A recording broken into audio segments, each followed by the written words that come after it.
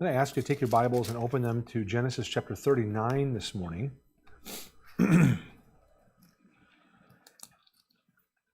And we're going to look at what is probably a little bit more familiar passage than last week.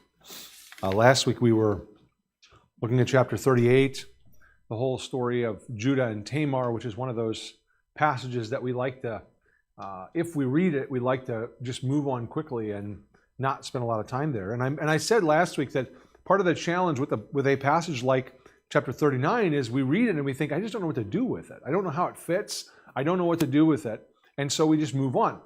What I wanted to suggest to you today is that chapter 39 and this story of Joseph in Egypt, this is not nearly as difficult for us to look at and go, oh, I think I know what this is talking about.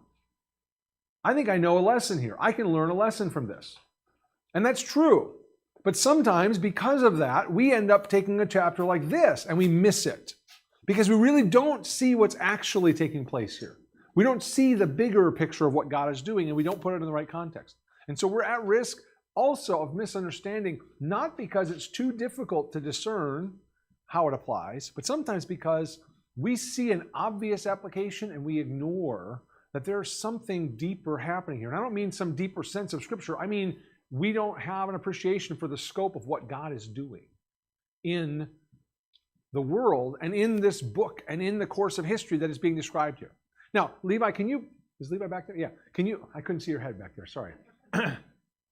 Can you go back to the last verse of the proverb that Bobby just read? Because this verse, when I saw this proverb, I thought, I got to put this scripture in right before the message because this actually kind of helps with an intro to the message here, okay? What does this verse say? An unjust man is an abomination to the righteous. In other words, a person who is righteous sees an unjust man, a man who is perpetrating injustice. And how does he feel about him? It makes him sick, right? If you're a righteous person, you see injustice in the world, that it makes you sick, that these injustices would take place. And I assume that probably all of us here have had that sense before. You've seen something on the news, or maybe you've watched something happen in front of your own eyes that was unjust, and it sickened you. Okay? That's what he's saying in the first part of the verse. An unjust man is an abomination. It sickens the righteous person. But look on the other half of the proverb. And he who is upright in the way is an abomination to the wicked. You know what makes wicked people disgusted? It's good people. What makes wicked people disgusted and sick is when they see somebody who is upright in the way, somebody who does what's right. They just can't stand it. And that's what we see in Genesis 39. Okay. So we're going to look at that first, and the obvious, we're going to look at the obvious here for a minute, and then I'm going to try to connect a few dots for you and show you that, as usual, there's more going on here, and we need to have an appreciation for it, okay? So Levi, you can go back to the other one. Okay. Now, look at Genesis 39. We're moving back now to Joseph, okay? We were catching up with Joseph. Last time we saw him, he was sold as a slave. His brothers hated him. They wanted to be rid of him. They kidnapped him. They were going to kill him. They decided not to kill him. Instead, they decided to sell him as a slave. He gets taken by slave traders down into Egypt, and there he gets sold again. Probably, though we don't know for sure, but probably those slave traders didn't go directly to Potiphar. They probably brought him to some sort of slave market where he was then sold, and Potiphar came and bought this young man. So Genesis 39, we're going to come back to Joseph, okay? What's happening with him? Now, Joseph had been taken down to Egypt, and Potiphar, an officer of Pharaoh, captain of the guard, an Egyptian, bought him from the Ishmaelites who had taken him down there. The Lord was with Joseph. Okay, I want you to get that phrase, verse 2. That's the title of my message. That's a key phrase in this chapter. The Lord was with Joseph, and he was a successful man. And he was in the house of his master, the Egyptian. And his master saw that the Lord was with him, and that the Lord made all he did to prosper in his hand. So Joseph found favor in his sight and served him. Then he made him overseer of his house, and all that he had, he put under his authority. So it was from the time that he had made him overseer of the house and all that he had, that the Lord blessed the Egyptian's house for Joseph's sake. And the blessing of the Lord was on all that he had in the house and in the field. Thus, he left all that he had in Joseph's hand, and he did not know what he had, except for the bread which he ate. Now, this really is a fascinating account, right? Joseph has been sold as a slave, and he's taken now hundreds of miles away from his home and away from his family. Young man, remember in chapter 37, we're told that Joseph was about 17 years of age when these things happened. Now this chapter is going to span, just like chapter 38, I said, spanned about 20 years. We're going back now in time because we're jumping back to the time when Joseph was first a slave. But this chapter is going to span some time too. We don't know exactly how long, but it's going to take a little bit of time for these things to work out. Joseph is sold as a slave, and he begins to work in the house of this man Potiphar. Now, right there, and I mentioned this 2 weeks ago or 3 weeks ago, but right there's a little bit of the providence of God. Because Joseph could have been sold as a slave to go work in the fields, or as a slave to go work in the mines or something, right? I mean, you think about it, where would slaves typically, I mean, even when we think about, slavery in America, what were the slaves most commonly used for? Well, they were used for menial things that no one else wanted to do, right? Physical labor in the fields and things that were hard and difficult, okay, and maybe even dangerous. Well, you can see that Joseph, instead of ending up in one of those places, where does he end up? He ends up in Potiphar's household. So he ends up as a household slave, a household servant, and he begins to be involved here with the business of the household. And we're told that Joseph found favor in his master's eyes, right? Because the Lord was with him. And everything that Joseph did begins to prosper. Now, there's a couple of things I think are fascinating. One of the things that we see here about Joseph is Joseph was prepared for this. How was Joseph prepared for this? Well, I don't want to go back and read it all again, but you go back to chapter 37, you can see that what was Joseph doing in his father's house? Well, he was overseeing the business of his father's house, wasn't he? He was the one who went and brought back the report on his brothers. And then when he ended up, you remember how he ended up getting sold as a slave in the first place. His father sent him to go and supervise, go and see how your brothers are doing with the flocks and bring back word to me. Joseph was operating as kind of a management position in his father's house already. Jacob had been grooming Joseph for this, had been training him to be able to run a household, to be able to be the leader and run. Remember, we're not talking here about a household like you or I might have, okay? We're talking about a household that's quite an operation because it involves flocks and herds and fields and farming and agriculture and industry and trading and buying and selling and management of all these things. Plus, households, we're talking about multi-generational household. We're talking about, again, it becomes fairly large. By the way, the end of this book, when we get to it, there's going to be 70 people in this household. Okay, it's a pretty good-sized household. And if you're going to manage that, if you're going to be in charge of that, it takes some skill, some business acumen. And Joseph learned those things in his father's house. And then he gets sold as a slave, and Potiphar sees some of these qualities in Joseph. And he begins to appoint Joseph to some responsibility. And as Joseph demonstrates the ability to handle that responsibility, what happens? He gets more. Right? So that's what we see, this kind of gradual, well, I say gradual, it's actually pretty rapid, it seems like, but there's a development here.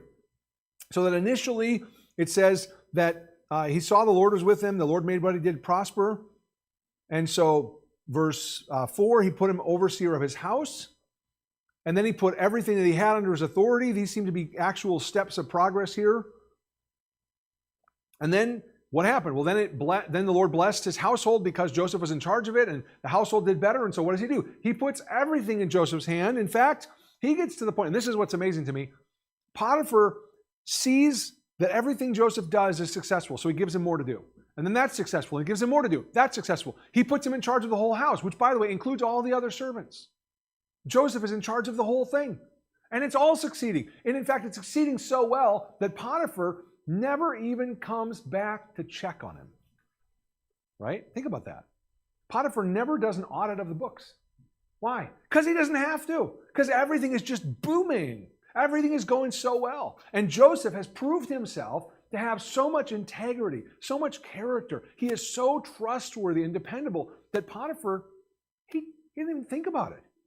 I don't even worry about what's my bank account. I don't know. There's money there. Everything's doing great. It doesn't matter.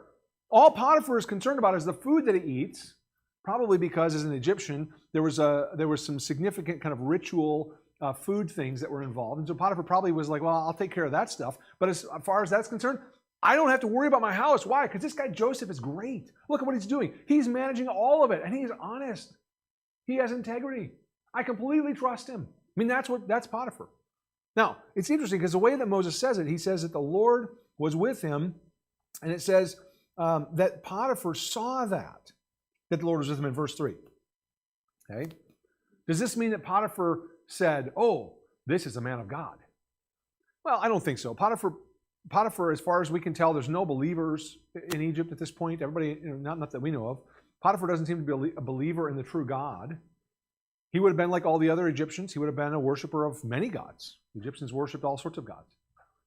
And yet, Potiphar clearly saw the evidence of God's favor on Joseph's life. Why? Because the Lord was with Joseph. And it was obvious. Potiphar probably, if you'd asked him, would have said, the gods have favored this young man. That's probably how he would have thought about it. He wouldn't have thought, well, Yahweh, the one true God who created heaven and earth. And no, that's probably not in Potiphar's mind here. But he saw it. It was obvious. You couldn't deny it. Because Joseph was a young man who had developed this character and this integrity because the Lord was with him.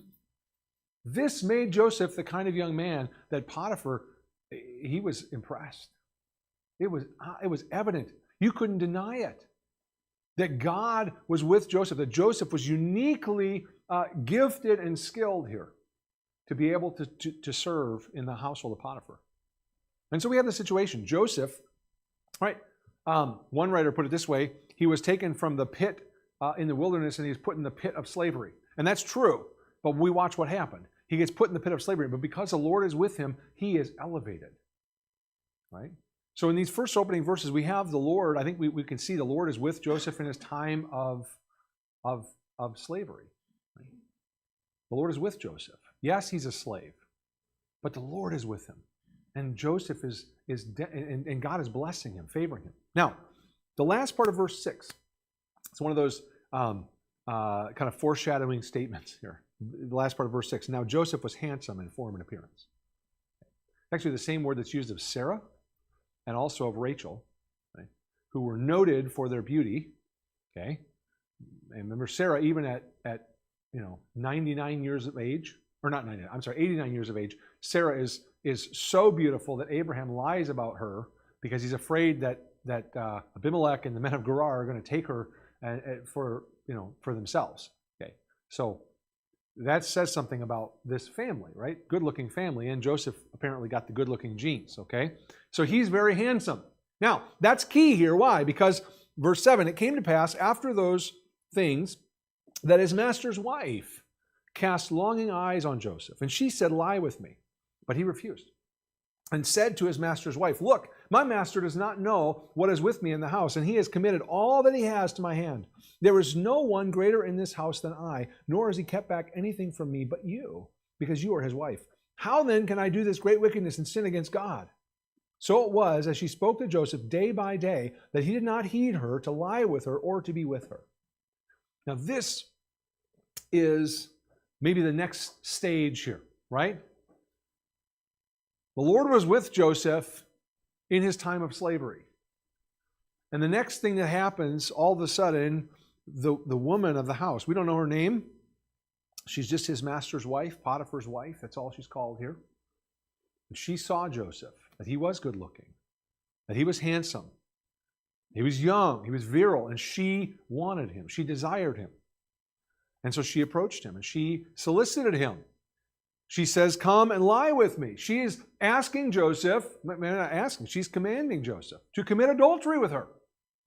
And I mean, think about this. This situation is interesting to read in the 21st century because we live in a time when people talk all about things like power dynamics in relationships. I don't know if you're familiar with that term, but power dynamics in the workplace, power dynamics in romantic relationships, and it has to do with how do people relate to each other if there's in different levels of authority. Okay. And so with the Me Too movement and all this kind of stuff, this has really pushed some of these ideas into the forefront of conversation today.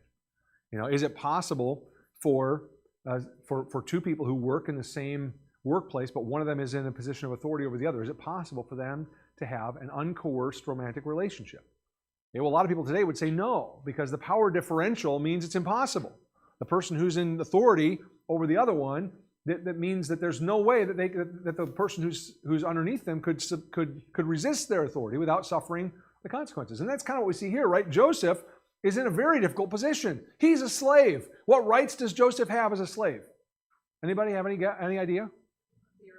Yeah, I'm guessing the answer is none here. Okay, Joseph doesn't have rights. He doesn't have a position here. Now, it's true that he's been elevated by his master. He's been getting all this business authority over the household, but he's still a slave. Well, at the end of the day, Joseph is a slave. He is completely at his master's mercy. And Potiphar's wife comes to Joseph, and she tries to get Joseph, and Joseph he is completely vulnerable here. Now, this is interesting because what Joseph says to her is really fascinating. There's several things that he points out. And what's really interesting is if you look at the things that Joseph says to her, each of these things could have been reasons why Joseph could justify committing adultery. Right? Look at them with me real quick. These could have been, Joseph could have used these as reasons why he can commit adultery. Okay. Verse 8. He refused and said to his master, "Look, my master does not know what is with me in the house." First thing, nobody knows. My master is not paying attention. No one is looking over my shoulder and watching me right now. See, for a lot of us, we wait until no one's looking to do the thing that we know is wrong, because then that's how we get away with it, right? Isn't that how we often act? Make sure nobody's looking. Take steps to cover our tracks so no one can find out, because we don't want to be discovered when we're doing something wrong. But Joseph says, no, my master doesn't know. But instead of being an excuse to sin, Joseph says, this is why I can't do this. Because my master is not watching me. Because he's not going to see me. He doesn't know what's going on in the house, right? And notice the second thing, he has committed all that he has to my hand. Joseph rose from being a slave who was bought in the market to now being in charge of Potiphar's house. And sometimes when someone experiences a rise, especially a rapid rise in authority, a rapid rise in success, that can kind of create problems, doesn't it? Sometimes, we talk about power corrupting, right? And I think it was Abraham Lincoln who said something about everyone can handle adversity, but give a man power, and that will destroy him. The truth is that Joseph had this rapid rise in his influence and authority, and for many men, that would be an excuse. That would be a reason for them to, look at me. Now I have the authority. I can do what I please. Right? That's not the attitude that we hear from Joseph, though. So Joseph points out the fact that I have been given all of this authority. He has committed everything to my hand. But instead of being an excuse to do what he wants, Joseph actually is saying, this is why I can't do this. Because my master has given me all of this. My master has committed to me all of this authority. I can't do this. Notice the next thing he says. Verse 9, there is no one greater in this house than I. Okay? Again, this speaks to that issue of his rapid rise. I'm even in charge of all the servants. Okay? I've been put in a position of authority. And again, for a lot of people, that would be an excuse. Now I can lord it over them. Now, oh, absolutely. Now I can take what I want because I have this position. He says, nor has he kept anything back from me but you, because you are his wife. Now this one is interesting. Have you ever had that experience where you didn't really want something until someone said, that's off limits. That thing's off limits, you can't have it. And then all of a sudden you're like, well, but now I want it. Think about Adam and Eve in the Garden of Eden, right? How many trees did God tell Adam and Eve? Let's look at Eve. How many trees did God tell Eve that she could eat the fruit of? Okay. Was there any restriction? Was there any limit? I mean, we don't know the exact number, right? But we're probably not talking about just a handful of things, right? You think about it. Use your imagination. Garden of Eden. How many trees? How many varieties of fruits and things that could Eve enjoy for food? A lot, right? She had a huge. God was good. God is good. Think about that. God is good. In fact, God is so good, and He's so powerful. He creates an abundance of things, way more than He has to. I saw somebody talk about this week. Somebody commented this week on the number of the I don't know if you're familiar with the James Webb Telescope, the space telescope that is taking incredible pictures of the universe. It's absolutely astounding. And I saw a picture that they took that they just released this week, and it's a wide field of view, and it's filled with all of these points of light. Many of them are like 8-sided figures, and the caption said that every one of those is actually a galaxy, and it's this huge picture just filled with lights. And I said there's somewhere in the neighborhood of 2 trillion galaxies in the universe, okay? Which your mind can't comprehend that number, but that's galaxies, and then inside those there's like 1,000 trillion whatever stars. I don't know. It's some just astronomical number. And someone said, well, why did God make all of that? You ever wonder about that? I mean, who's it for? What's it do? Why do it? Why, this is me, why waste all of the resources? Why waste all of the time? Well, one thing is God is glorious, and the heavens are declaring that. And those galaxies filled with millions and millions of stars that are scattered all around us, they are constantly declaring the glory of God. His superabundance.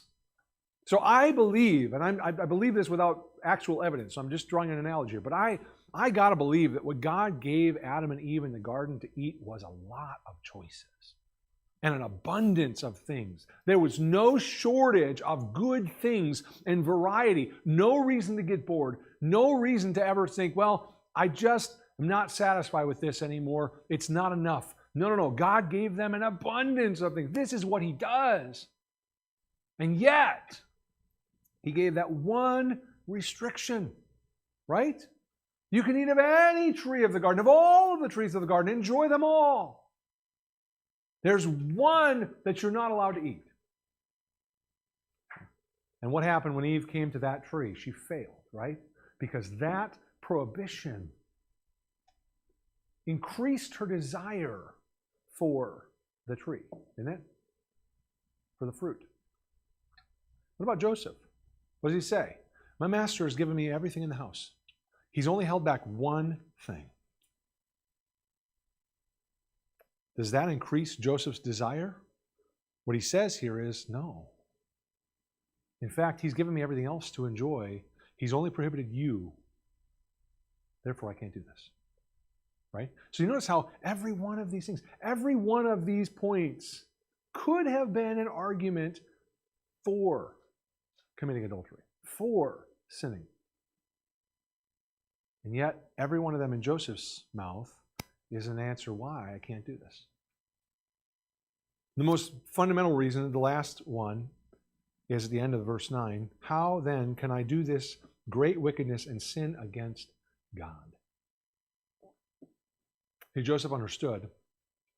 He understood that in spite of all of this, yes, his master didn't know what was happening. He could do this and get away with it. Yes, he had been given all of this power and authority. Yes, he was the golden boy. He was the one whose trajectory was on the way up. He could claim what he wanted. Yes, all of this was in favor. All of these things. Yes, this was the one thing that had been held back from him. The one thing that he should desire, because that's human nature, to desire what you've been told you can't have. And yet, he understood, trumping all of those things, is this, that God was watching. To do this would be a sin against God, the very God who had chosen him to lead the family, chosen him to be the one to lead the way in the fulfillment, toward the fulfillment of the covenant promises. All of this, Joseph understood, this is against God, I can't do it. We see, again, the integrity of Joseph here. And I would submit to you, it's because, why? Because the Lord was with Joseph in his time of temptation. The Lord was with Joseph in his time of temptation.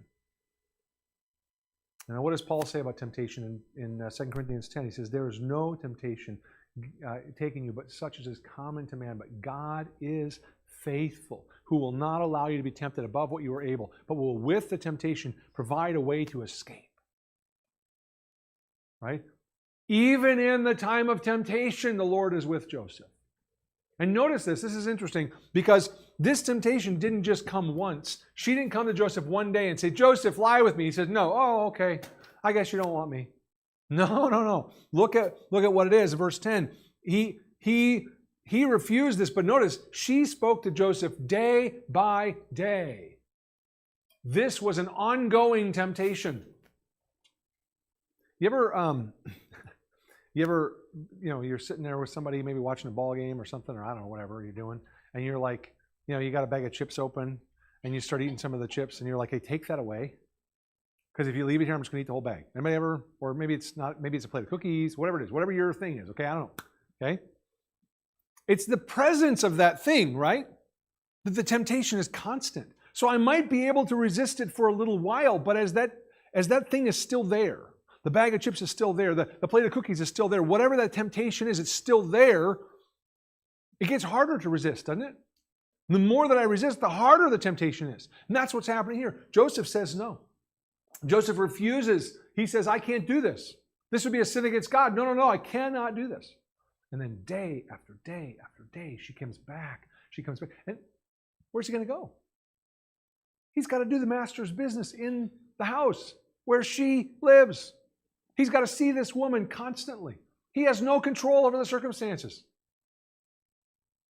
He can't get another job.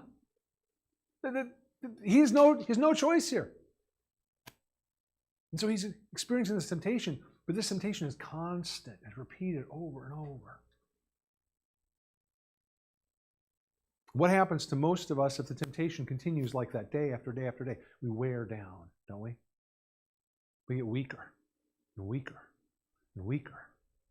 And we yield a little bit, and before long we're all in. That's not what happened with Joseph. The Lord was with Joseph. Because as she did this day after day, he not only did he not heed her, but he refused to even be with her. So Joseph began to take steps to distance himself from her, to be proactive, to avoid temptation every chance he could. Now, avoiding temptation is good, and it's certainly something that we should do. But sometimes temptation can't be avoided. Verse 11, it happened about that time when Joseph went into the house to do his work, and none of the men of the house was inside. By the way, I'm going to read between the lines just a little bit, so I'm telling you right now, okay? I suspect there's a reason that none of the men were in the house that day.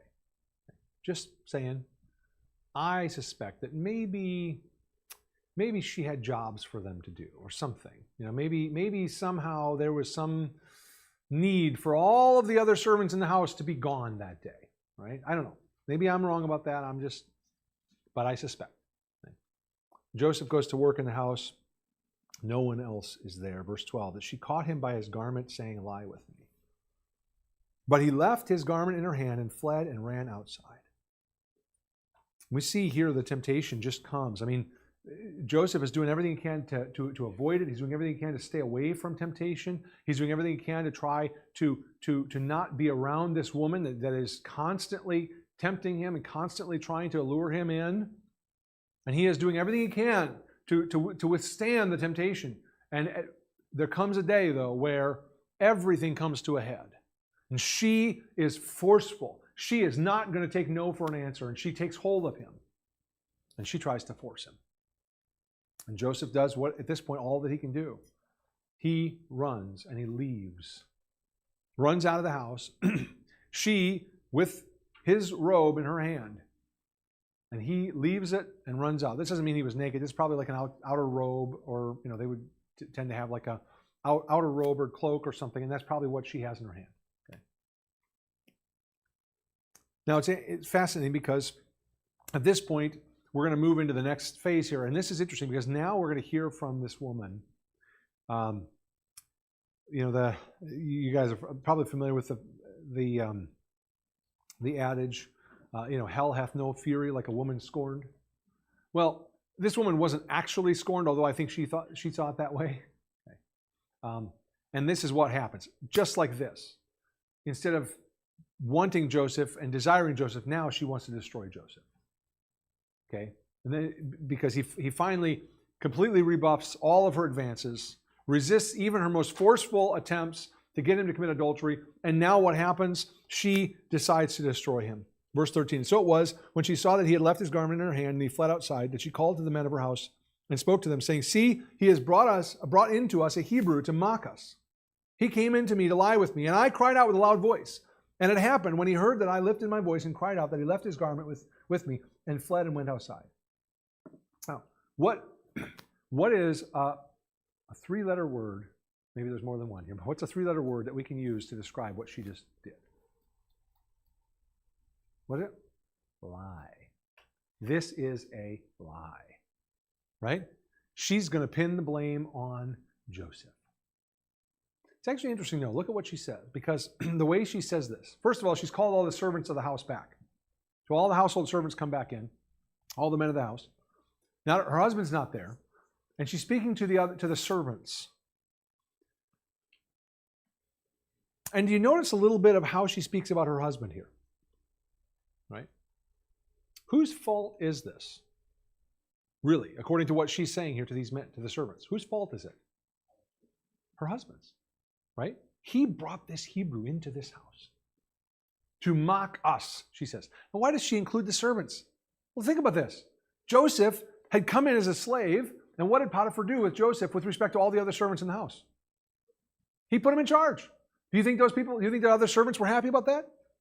Of course not. Remember the proverb that we had. Okay? Levi, you can put it back up there, actually, if you want. He who is upright in his way is an abomination to the wicked. Those servants, they saw Joseph. Joseph, a man who was upright in his way, a young man who had character and integrity, who was honest and hardworking. And what did they do? They hated him. So when she says, oh, look at what the master did. He brought this Hebrew in here who's to mock us.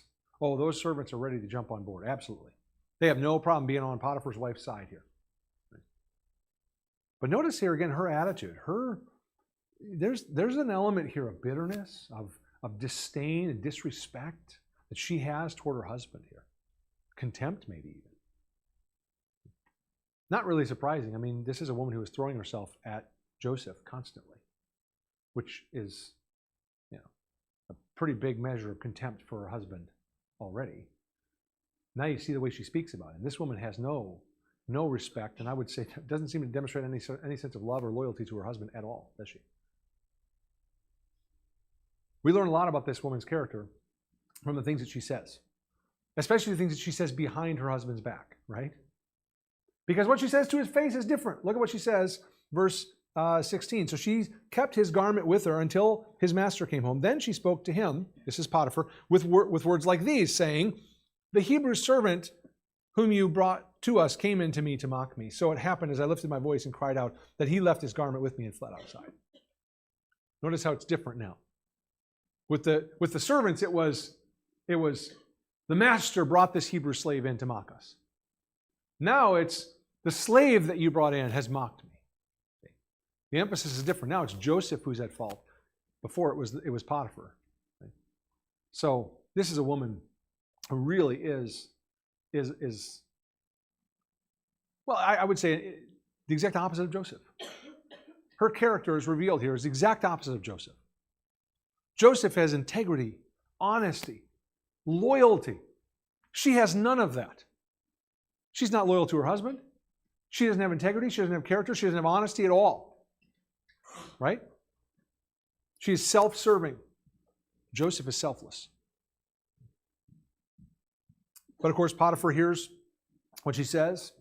And verse 19, so it was when his master heard the words which his wife spoke to him, saying, your servant did to me after this manner, that his anger was aroused. No surprise. Then Joseph's master took him and put him into the prison, a place where the king's prisoners were confined. And he was there in the prison. And so we have the third movement of this story. Joseph in slavery, Joseph under temptation, and now we have Joseph in prison, right? In prison, unjustly, because he didn't do anything wrong, right? This is a man who actually was protecting and standing up for his master, a man who was watching out for his master's interests, even to the point of refusing advances of his master's wife, because he respected Potiphar so much, and because he cared about what God thought so much, he refused to touch her. And yet he ends up in prison. It's one of those stories where you go, well, didn't work out very well, did it? Doing the right thing really paid off. Sometimes we're tempted to think that way. And if we're going to measure success here by whether Joseph ends up in a better place or not, he was a slave, but Potiphar's house was probably pretty nice, pretty decent. Being in the prison, I guarantee he wasn't. I can't remember the psalm. There's a psalm that references this and talks about Joseph being in the stocks, being in pain. This was not a nice thing. This was not a pleasant thing. This was harsh. Right? Joseph suffered here. But on the other hand, Joseph maintains a clear conscience through this, doesn't he? Joseph knows that he did what was right. He knows that he stood up for his master. He knows that he only did what was best for his master. He never did anything to hurt his master, ever. Joseph knows that. He's maintained his integrity. He's maintained a clear conscience. So yeah, his external circumstances may not be so great. Now he finds himself in prison. But Joseph, in his heart, knows that he has done what's right. And that, I think, is significant. I think that's important. That's not something to be dismissed lightly. Could Joseph have avoided prison? Maybe. Then again, maybe not. Because I'm not sure how that quote-unquote relationship with Potiphar's wife would have gone had he decided to give in to her. Those things typically don't end well. Chances are good Joseph was going to end up here either way, frankly. I don't know, or worse, if he'd actually committed adultery. Some of the commentators wonder, why didn't Potiphar have him killed on the spot? No one knows for sure. But the truth is, Joseph, again, if you look at it just externally, it doesn't appear to be good, the outcome here. But we have to keep going because of verse 21, we come back here to our key phrase from the chapter, and this is so important. Verse 21. Joseph finds himself in prison, but the Lord was with Joseph and showed him mercy. And he gave him favor in the sight of the keeper of the prison. And the keeper of the prison committed to Joseph's hand all the prisoners who were in the prison. Whatever they did there, it was his doing. The keeper of the prison did not look into anything that was under Joseph's authority because the Lord was with him, and whatever he did, the Lord made it prosper. Have we heard this before? Sure seems like it, haven't we? The warden in the prison recognizes in Joseph the same kind of integrity, the same kind of character, the same skill in living that Potiphar had seen. And he begins to give Joseph authority in the prison. And as he succeeds with that, he gives him more authority and gives him more authority. And finally, Joseph, the prisoner, is in charge of the prison. And the warden doesn't even know what's happening in his own prison on a day-to-day basis because, just like Potiphar, he doesn't need to. Joseph is taking care of it. He doesn't even have to audit the books. Everything is in place. Everything is the way it should be.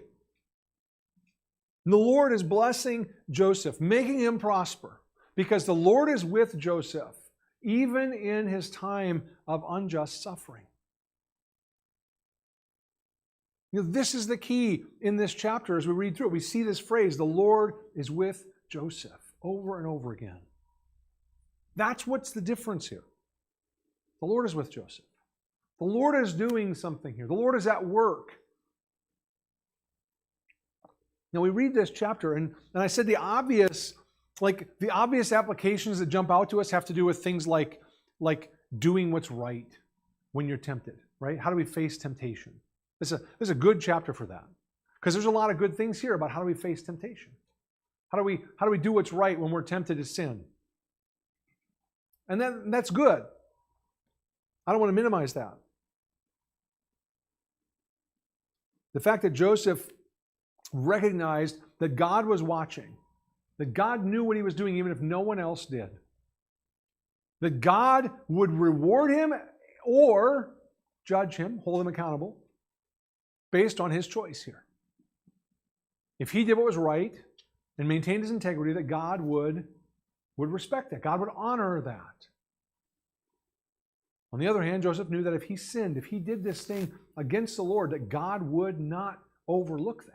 God would not ignore it. Even if no one else knew, even if Potiphar never found out, God would know, and Joseph refused to sin. So there's good lesson here for us.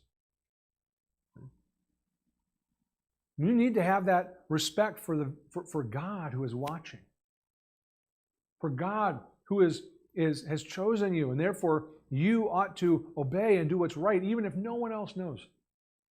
Even if all the circumstances would seem to work out in your favor, that you could do it and get away with it, even then you should do what's right because God is watching. But in just for a minute, I want to just step back for a second, and I want us to think about a little bit of the bigger picture here. What's going on? What's motivating Joseph here to do what he's doing? And I think there's something to this. I said last week, if you look at chapter 38, I said last week that there were some contrasts between Judah and Tamar and Joseph. I think these are instructive.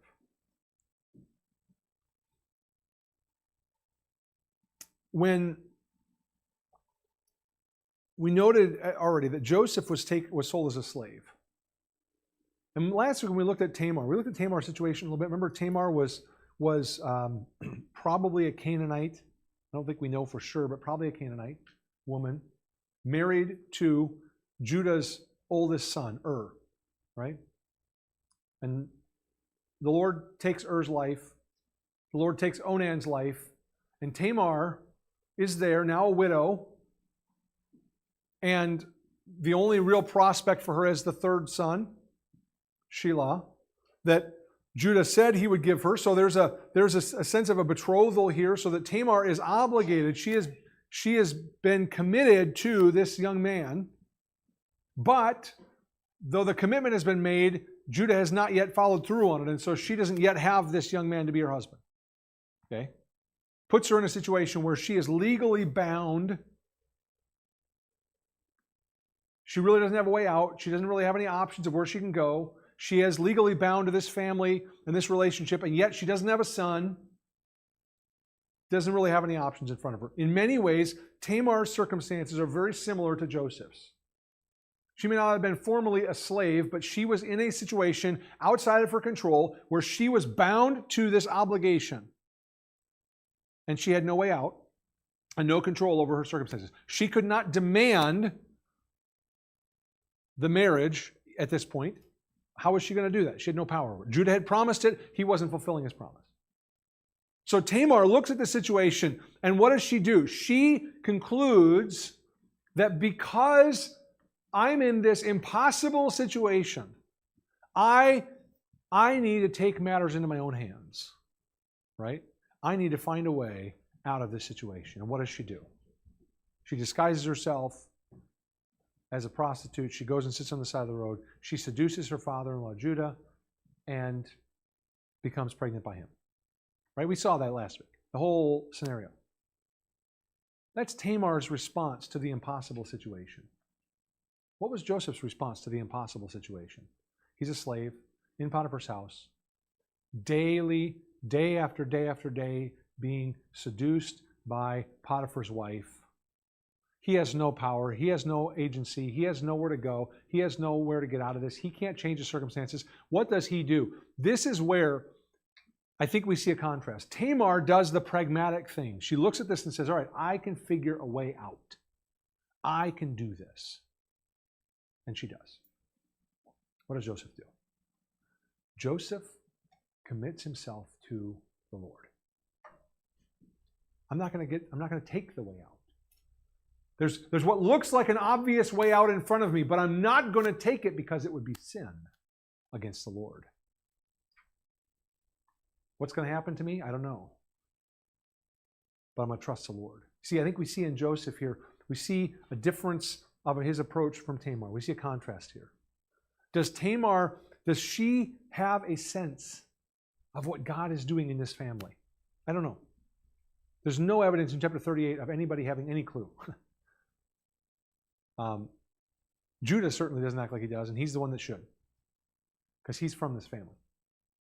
Tamar marries into it. I don't see any evidence that she knows what's going on. I don't see any evidence that she's, you don't see Tamar saying, well, God made these promises to Abraham. He repeated them to Isaac, to Jacob, and now I'm married to, now I'm in the family, and therefore I know God's going to fulfill his promises, and he's going to do it through me. None of that. Right? Tamar is just acting pragmatically. What's in front of her? How do I fix the problem? How can I make this resolve? Right? What about Joseph? Well, the contrast with Joseph is Joseph has heard what God has said. Right? Not only was he taught about the promises to Abraham and Isaac and his own father Jacob, I'm sure he heard about those things, but Joseph had those dreams, remember? The Lord had spoken to Joseph, and Joseph believed what God said. And he trusted the Lord. That's the difference here. See, Joseph knows that God is at work in his family, that God is at work in the world through his family. Joseph knows that God is doing something big. Why? Because God told him. Because God had said to Abraham, to Isaac, to Jacob, and then to Joseph that he was part of something bigger, that God was accomplishing something in the world. Remember Joseph's dreams. Your brothers' sheaves are going to bow down to you. The sun, moon, and stars, your parents and your brothers are going to bow down to you, Joseph.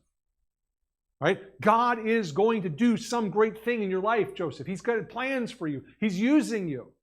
And what does Joseph do? He responds in faith to the bigger picture of what God is doing.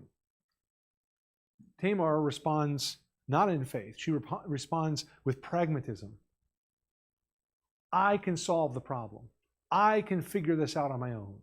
And isn't that how we are so many times? Right? Joseph says, it seems like an impossible situation. I'm going to trust God here.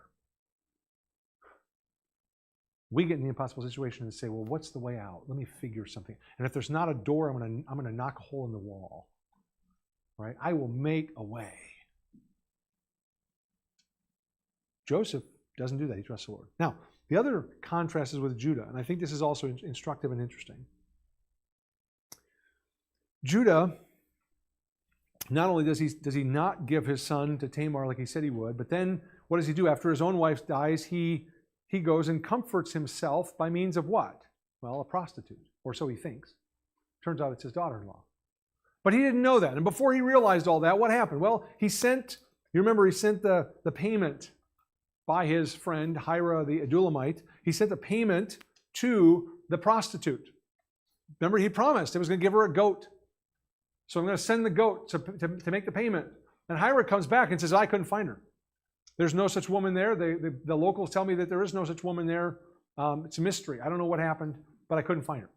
And what does Judah say? This is a fascinating thing, and I just want to point this out to you. Look at, this is verse 23 of Genesis 38. Then Judah said, let her take them for herself, lest we be shamed.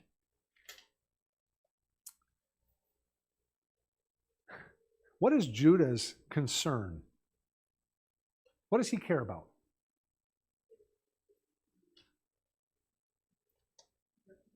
Yeah. What are people going to think? I don't want to be a laughingstock. I don't want to be put to shame. I don't want anyone to humiliate me. That's Judah's motivation, right? What is Joseph's motivation? How can I sin and do this great wickedness against God? There's none of that in Judah.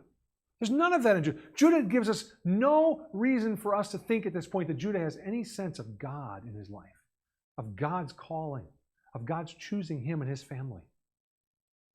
Judah's only care is for his reputation. What are people going to think? Joseph is sitting here saying, I don't care what people think about me. God's going to know. I can't do this. It's a totally different attitude here. Why? Because again, unlike Judah, Judah has no clue. Judah is not thinking in terms of God's greater plan and purpose in the world. Judah is thinking about himself. What does he want? And what he definitely doesn't want is he doesn't want Tamar to have children because she seems to be a bad omen in his family, and he's already lost 2 sons to her. He wants nothing to do with this woman. He wants her to just disappear and go away. He just wants to move on. He doesn't want anybody to know what's happening in his family. He doesn't want that. Joseph is completely the opposite here. I think what we're seeing in Joseph, and the reason that this is important, is that God is working in Joseph's life. God has called Joseph. He has chosen Joseph, and Joseph knows that. That's what drives Joseph here. The Lord has called me. The Lord has chosen me. How can I do this and sin against the God who chose me?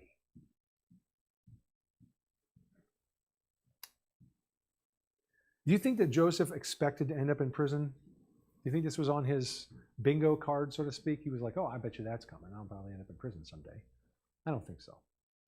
Prison is not a place anybody wants to go. And, if you've read the story, you kind of know that this is kind of this is really the lower point in the story here. We're not quite to the bottom yet. We're getting there. But in the prison is where the bottom is. We're going to hit bottom. And then it's going to come up, and that's what happens, right? We know that. But Joseph couldn't know that at this point, could he? Joseph couldn't have any way of knowing. It's interesting because I think Joseph knew God had promised him great things. Your brother's going to bow down to you. Your parents are going to bow down to you. And now he's in prison. Seems like the furthest thing from the circumstances he's in, furthest possibility right now. How could God's promises be fulfilled? Seems impossible. And yet, God had made these promises. And what is Joseph doing? He's just going to walk by faith. He's just going to believe. Listen, this is what you and I end up in the same place here. Not in prison, hopefully. Maybe, I don't know, someday. But you and I end up in the same place. What I mean is this: God has made promises. Glorious promises. In fact, He's promised that there is coming a day where if you have trusted in Jesus Christ as your Savior, He has promised there is coming a day when you will be made glorious.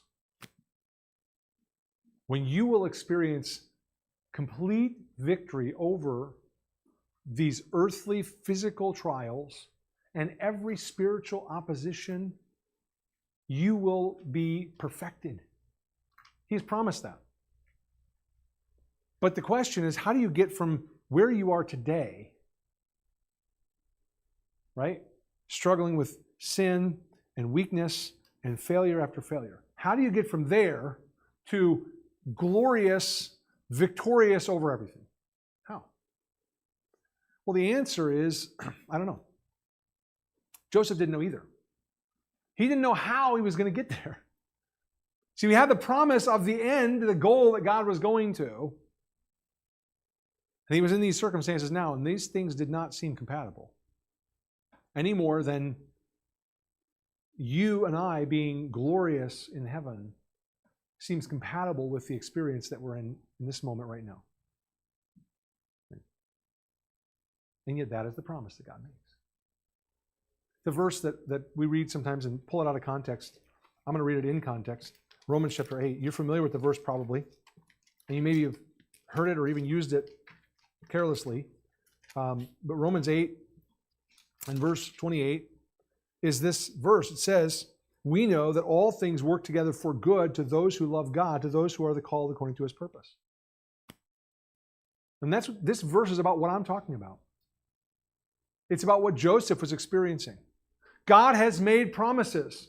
Those promises, and what are they? Well, Paul goes on in this passage. For whom he foreknew, he also predestined to be conformed to the image of his Son. In other words, God has chosen you to be conformed, to be shaped into the image of Jesus Christ, that he might be the firstborn among many brethren. Moreover, whom he predestined, those he also called. Whom he called, these he also justified. And whom he justified, these he also glorified. This is the promise. Glory in the end. For you, if you've trusted in Jesus Christ, the promise is glory in the end. But verse 28 is the beginning of this. And what is verse 28? All things work together for good for those who love God, who are called. So if you are on that pathway that leads to glory, how do you get there? You get there through the all things that God is working together for good. He didn't say all things are good. He says all things work together for good. That is what Joseph was experiencing. God working together the circumstances of slavery, of temptation, even of unjust suffering. All of this part of God's plan in Joseph's life, what? To bring him glory. To make Joseph glorious. The truth is, you and I, in the present circumstances that we're in, the difficulties and trials you're facing, the hardships, the struggle with sin that you're in the middle of right now, the disappointment, the fear, the constant exhaustion as you get in the battle, and it just gets hard and harder and harder. And people tell me it doesn't get easier. You know, like they say, well, it doesn't get easier when your kids grow up. I'm like, oh, thanks, because it's hard when they're little. And they're like, yeah, but it's harder when they're older. I'm like, oh, that's not encouraging. And it doesn't get easier when you get older. It gets harder. Right? I mean, different things. It's different, but it's harder because it's in its own unique ways. And it's like, yeah, but you get tired, right? Don't you get tired? Yeah, but this is what we have to do. What Joseph is doing. We cling to the promise of God that he is at work, that he is doing this great thing to accomplish his great plan. That we're just in the middle of this big overarching plan that begins in Genesis and ends in Revelation. Well, it actually never ends. But you know what I mean? We're just in this. We're in a spot somewhere in there. And this plan is being worked out, and God is doing that. That's what he's doing in Joseph's life. Accomplishing his plan and his purpose. Joseph is walking by faith. And more than anything, Joseph's confidence flows out of this one truth, that the Lord was with him. Is the Lord with you? Have you trusted in Jesus Christ to save you from your sins? Have you called out to him and asked him to save you? Have you called out to him and confessed him as Lord? If so, then the Bible says that he sends his Holy Spirit to live in you. And in a very real way, just as we say the Lord was with Joseph, we can say the Lord is with me in the middle of all of it. In the day in, day out struggle. When I don't know what the next step is, I don't know what the next thing on the path is. I know the end, it's glory. I just don't know all the steps between there and now. I can't see them. I don't know. It's pretty dark. Probably lots of twists and turns, some ups and downs. There's going to be some, I know, but I know where it goes. I know the end that God has declared, and I'm holding on to him. That's where we need to be. Let's pray.